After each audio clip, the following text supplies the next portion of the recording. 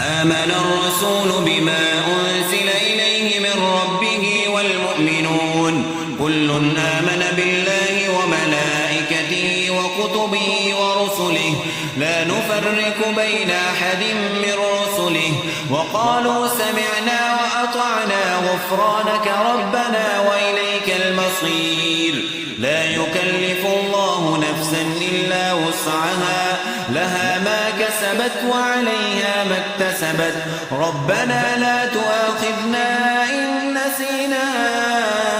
أو أخطأنا ربنا ولا تحمل علينا إسرا كما حملته على الذين من قبلنا